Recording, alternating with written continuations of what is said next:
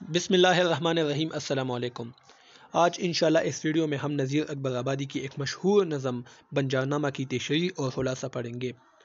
یہ نوٹس بہت ہی آسان ہے جو آپ کے سامنے موجود ہے۔ میں نے بہت کوشش کی ہے کہ بہت ہی آسان نوٹس آپ کے سامنے پیش کروں، تو چلو خلاصے کو پڑھتے ہیں۔ بنجارنامہ نذیر اکبر آبادی کی حکیمانہ اور ناصحانہ نظم ہے۔ اس نظم کا ادبی مرتبہ معنوی لحاظ سے بہت بلند ہے۔ اردو میں یہ ایک منفرد مقام رکھتی ہے۔ اس پائے کی دوسری کوئی نظم نہیں ملتی۔ اس کے مطالب جس طرح گہرے، عمیق اور معنی خیز ہیں، اس طرح اس نظم کی ظاہری دلچسپی بھی نمایاں ہے۔ نذیر اکبر آبادی کی اس نظم کو کافی مقبولیت حاصل ہے۔ اس کی وجہ یہ ہے کہ یہ نظم پڑھنے والے کے دل کو بہت متاثر کرتی ہے اور ذہن کو فکر کی ترغیب بھی دیتی ہے۔ اس نظم کی بحر نہایت ہی مترنم اور رواں ہے، جس میں حسرت و یاس کے خیالات کو اظہار کرنے کے لیے موزوں ترین بحر ہے۔ یہاں پر کچھ غلطیاں گرامر کی ہے، لکھنے کے دوران یہ غلطیاں آ سکتی ہے، تو اس کے لیے میں معذرت چاہتا ہوں۔ یہ نظم معنوی اعتبار سے دقیق و عمیق ہے۔ کسی بھی نظم میں الفاظ کی بندش، بحر اور آہنگ سے ہی نظم میں ترنم پیدا کی جاتی ہے۔ اس کے خیالات اور الفاظ نظم میں اس طرح سے ہم آہنگ ہو گئے ہیں کہ کسی بھی لفظ کو تبدیل کرنے سے ترنم میں کمی آ جائے گی۔ یعنی اس نظم کے اگر آپ چند الفاظ کو اٹھا لیں، اس کو آگے پیچھے کریں، تو اس کی ترنم میں خاطر خواہ تبدیلی آ جائے گی۔ اگر اس نظم کو کسی اور بحر میں تخلیق کی گئی ہوتی تو اتنی دلکشی اور جاذبیت پیدا نہیں ہوتی۔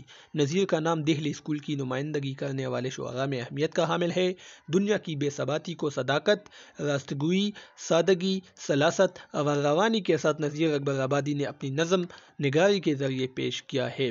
نظم بنجارنامہ میں دہلی کی تباہی و بربادی، مرہٹوں کے حملوں، احمد شاہ ابدالی اور نادر شاہ درانی کی لوٹ کسوٹ اور قتل و غارت گیری کا نقشہ نہایت مؤثر انداز میں کھینچا گیا ہے۔ اس نظم میں دہلی کی عوام کے مزاج میں جن حالات کے پیش نظر یاس و غم کے ساتھ ساتھ حقیقت شناس کا احساس بھی پیدا ہو گیا تھا، اس کا اہم ثبوت نذیر اکبر آبادی کی نظم بنجارنامہ ہے۔ نظم بنجارنامہ میں نذیر اکبر آبادی نے دنیا کی بے ثباتی اور انسان کی فانی زندگی کا حال سچائی کے ساتھ بیان کیا ہے۔ نظم بنجارنامہ سوز و گداز سے بھرپور ہے، جس میں ہندوستانیوں کی عوامی گیت کی سی میٹھی کسک یعنی درد اور درمندی کے ساتھ قرب نے اس نظم کو بہت ہی پرزور، دل نشیں اور پرکشش بنا دیا ہے۔ بنجارے کی خانہ بدوش زندگی کے ذریعے شاعر انسان کی ناپائیدار اور فانی ہستی کی کہانی بیان کرتا ہے۔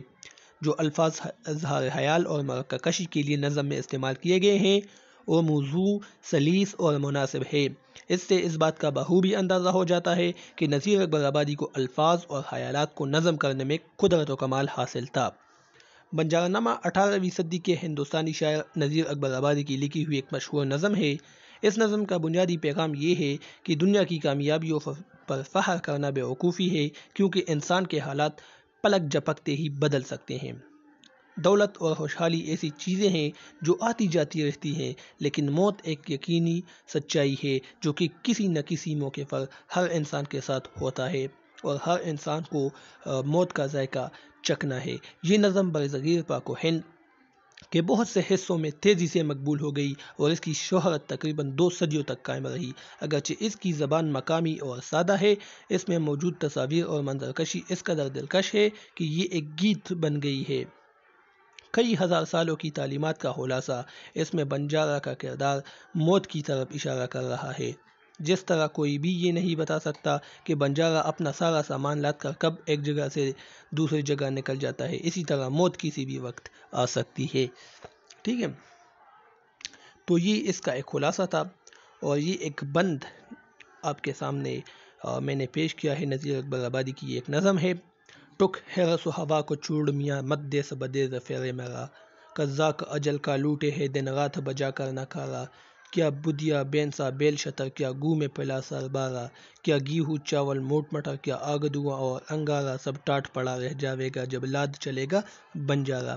یہ اس کی ایک نظم ہے۔ اس میں مشکل الفاظ ہیں، لیکن یہ مشکل الفاظ اگر آپ دیکھیں تو یہ اس وقت کی زبان ہے جس وقت یہ نظم لکھی گئی ہے۔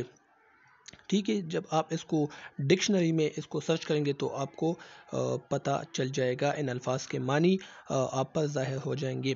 تو یہ ایک بہت ہی خوبصورت نظم ہے، آپ اس کو پڑھ لیجئے، آپ کو انشاءاللہ بہت پسند آ جائے گی. گوگل پر سرچ کرے یا کسی اور جگہ پر کتاب میں اس کو دیکھ لے تو بہت ہی خوبصورت اور مشہور نظم ہے بنجارہ نامہ نذیر اکبر آبادی کی. تو آج انشاءاللہ یہ کافی ہے، اور نیکسٹ ویڈیو میں ہم دوسرے ٹاپک کو ڈسکس کریں گے. اور اب مجھے اجازت دیجیے، اللہ حافظ.